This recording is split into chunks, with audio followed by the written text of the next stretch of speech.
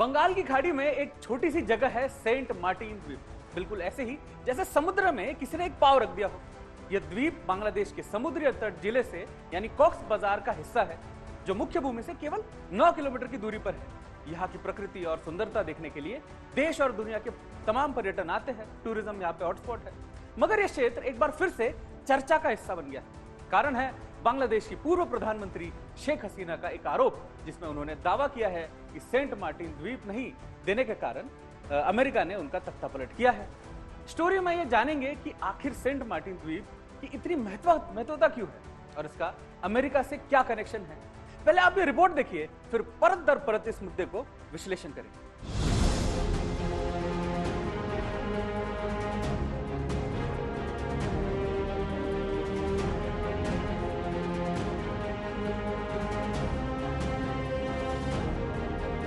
बांग्लादेश की पूर्व प्रधानमंत्री शेख हसीना ने अपनी सरकार के पतन के बाद पहली बार प्रतिक्रिया दी है।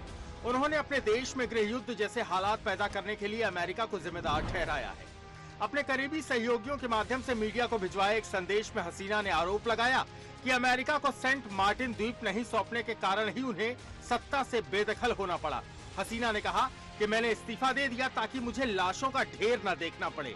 मैं सत्ता में बनी रह सकती थी अगर मैंने सेंट मार्टिन द्वीप की संप्रभुता अमेरिका के सामने समर्पित कर दी होती।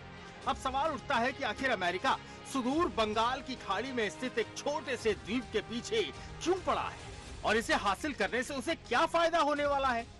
दरअसल शेख हसीना ने भी कुछ समय पहले कहा था कि बांग्लादेश और म्यांमार का कुछ हिस्सा लेकर पूर्वी तिमोर जैसा एक ईसाई देश बनाने की साजिश चल रही है। हालांकि उन्होंने भारत का नाम लेने से परहेज किया।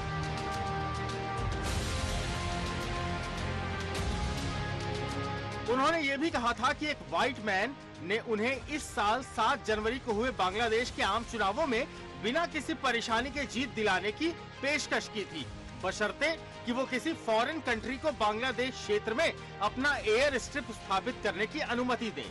तब शेख हसीना ने सेंट मार्टिन द्वीप का नाम लिए बिना कहा था कि प्राचीन काल से ही खाड़ी और हिंद महासागर के रास्ते व्यापारिक गतिविधियां होती रही। कई लोगों की नजर इस जगह पर है। यहाँ कोई विवाद और टकराव नहीं है।